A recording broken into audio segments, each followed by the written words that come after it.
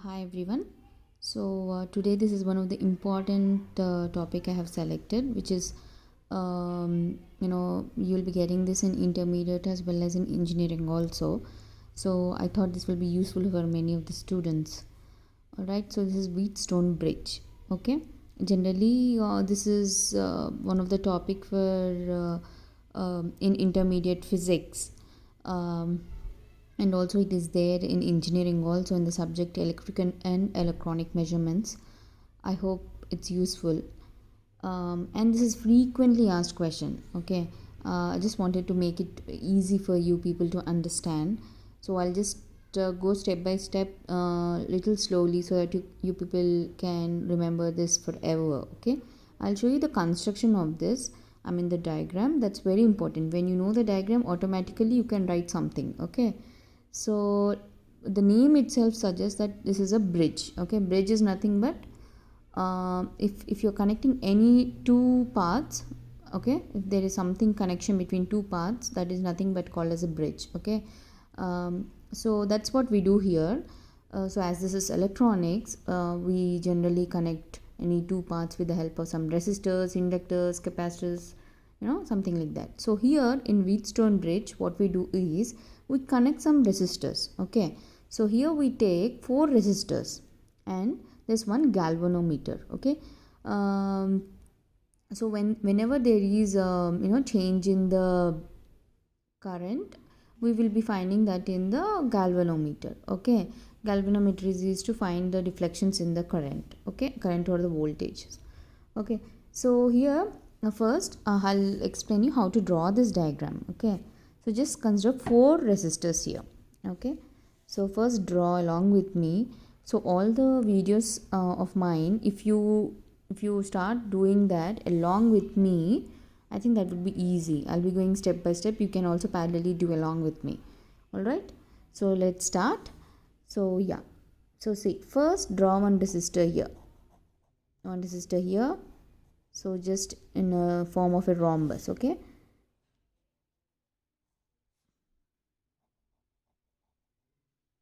Okay. So name these R1, R2, R3 and R4. Okay. Yeah.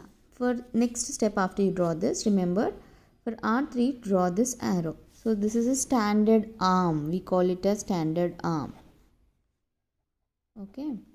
So now these are the points, nodes A. This is B. This is C. And this is D. Okay. After you do this, in between these add one galvanometer. That is nothing but a null detector. Okay. Now after we have done this, just go to this. And we have to give some supply to this resistors, right?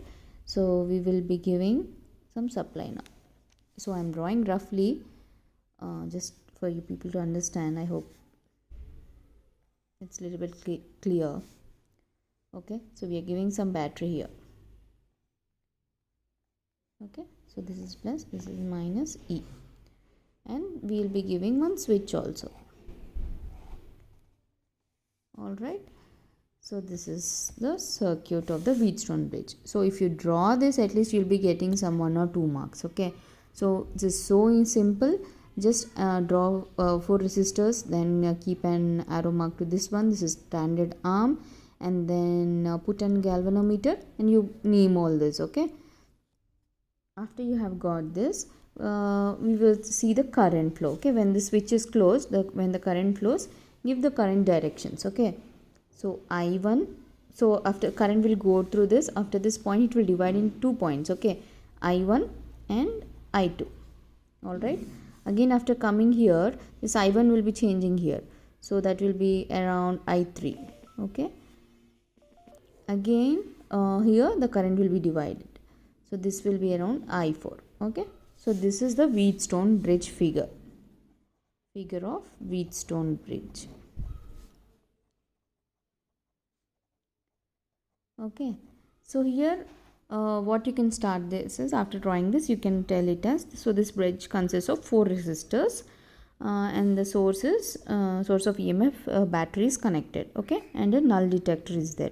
So this galvanometer generally it is used as null detector. All right. After this you can tell it as, so there are four resistors in this R1 and R2. These two resistors are called as ratio arms. Okay. So this is standard arm. So this is ratio arm. Okay, and this is the standard arm. Tell it as R3 is the standard arm. Okay, and this R4 is the unknown resistance. That is what we have to find out. Okay, unknown resistance. All right. So the switch S and the battery is connected here across the terminals A and B. Okay, and galvanometer is connected between the terminals C and D. All right. Yeah. So after we have done the written about its construction and all, now we will see its balance condition. Okay. So you can say here the bridge is it is said balanced when there is no current to the galvanometer. Okay. When there is no current, it is balanced circuit. So when the supply is on and the switch is closed, that means the current flows into this bridge. Okay. So the current flows here, and when it reaches A, the current is divided I1 to I2. Okay, and like I said, again it is dividing here also. So when we say this bridge in a balanced condition is when there is no supply, that means no current through all the galvanometer, then it is said to be it balanced condition. For zero currents to this galvanometer, the potential difference of the galvanometer should be zero. If current is zero, the galvanometer value also should be zero. Thus, these points C and D, these are called as equipotential. Okay. That means that the potential across the arms AC and the potential across the arms AD, these both are equal. Potential is nothing but the voltage. Okay. When there is zero current, there is no deflection in the galvanometer. At the same time, the voltage across AC, whatever the voltage we get here, this voltage will be equal to the voltage of A and D. Alright. So hence we can write it as, so voltage here is voltage across this resistor is I1 R1, here it is I2 R2. So we'll just explain. Okay, I'll just write it.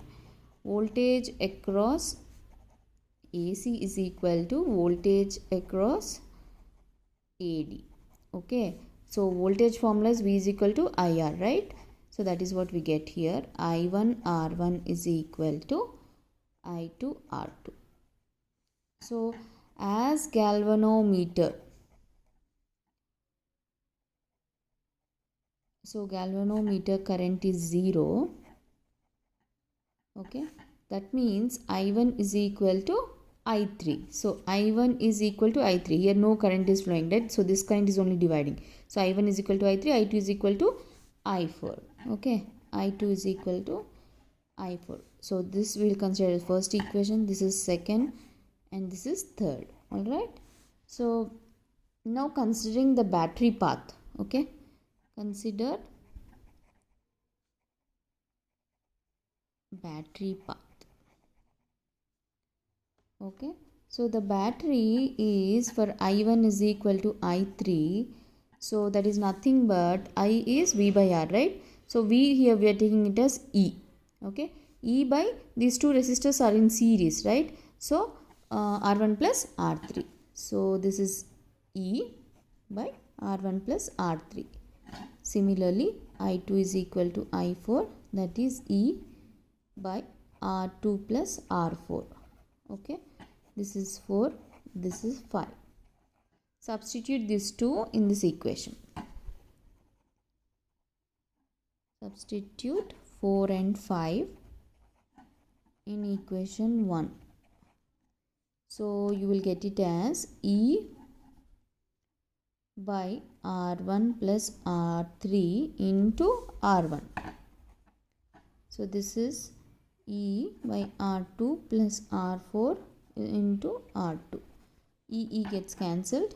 This is R1 by R1 plus R3, and this is R2 plus R4. Okay, we'll cross multiply this. Yeah, after cancelling this, we'll just get this. Okay, so R1 into cross multiply R2 plus R4 is equal to R2 into R1 plus R3. So this is R1 R2 plus R1 R4 is equal to R1 R2 plus R2 R3. Alright, so if this is coming to this side, minus R1 R2, right? So this will be cancelled. So the remaining is R1 R4 is equal to R2 R3. So we are supposed to find R4, right? R4 is the unknown resistance. So that is what we will write here. R4 is equal to R2 R3 by R1. So this is the equation for the Wheatstone bridge, that is the for the unknown resistance. Okay, so yeah, this is how we will be solving the Wheatstone bridge. Okay, I'll just give you a brief again. So we will just draw these 4 resistors and giving some battery and some switch, keep some galvanometer. Okay, this is very easy. First thing what you have to do is just know the voltage across this voltage across AC and AD. Okay, I1 R1 I2 R2. So this is the first equation. So we at galvanometer, when current is 0, that means I1 is equal to I3, I2 is equal to I4. So if you take I1 values, you will get it as E by R1 plus R3. Similarly this one. So just substituting these two on the first equation, you will be getting the values like this. Okay, so if you solve this, this is the final Wheatstone bridge unknown resistance value. I hope it's clear.